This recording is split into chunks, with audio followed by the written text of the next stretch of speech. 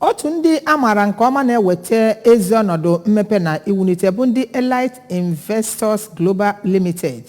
na-achọ njikọ aka ndị dịgasị iche iche ka ha wee nwee ike ịkwalite amụma nke akpọrọ Smart Mega City Housing Development Scheme na Anambra State. Ndị otu a kwupụtara nke a n'oge ha kpọtụrụ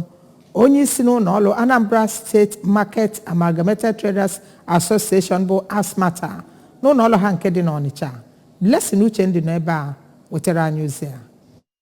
N'okwu ya na mmemme ahụ ka onye isi ụlọ ọrụ Elite Investors Global Limited Prince Ezude nọrọ kọwaa na ya bụ ebe obibi bụ nke a ga-arụ bụ nke ha na gọọmenti Anambra Steeti site n'ụlọ ọrụ na-ahụ maka ụlọ obibi na-ejikọ aka ọnụ iji kwalite ebe obibi dị mma bụkwa nke ga-erute otu o kwesịrị na ebumnobi nke gọọmenti na-achị ugbu a. Ha kwuru na ya bụ atụmatụ bụ njikọ aka gọọmenti na ndị nkịtị bụ nke a ga-alụ n'ọgbantọ vootu sineti atọ dị na Anambra Steeti, ebe ọ nọrọ kọwaa na ndị ọbụla nwere ebumnobi isere na ya bụ atụmatụ bụ ndị ga-amalite ugbu a wee ruo n'ọnwa Disemba wee denye aha ha, ebe a ga-amalite ịrụ ebe obibi ahụ ma ọnwa Jenụwarị afọ 2023 lue. N'okwu nke ya, onye na-egosipụta maka otu ya bụ ọrụ ga-esi ga bụ Maazị Gospower Akauku nọrọ wee kọwaa na ya bụ atụmatụ bụ nke ga-enwe ọnụ ụlọ atọ nakwa ebe ndị obibi dị iche iche nke ga-agụnye ebe a na-azụ ahịa, ụlọ ọgwụ nakwa ebe a na-ezu ike dị iche iche. Mgbe ọ na-anabata ndị otu ahụ ka onye isi ASMATA bụ Chief Ikechukwu Ekwebalụ nọrọ kelee ndị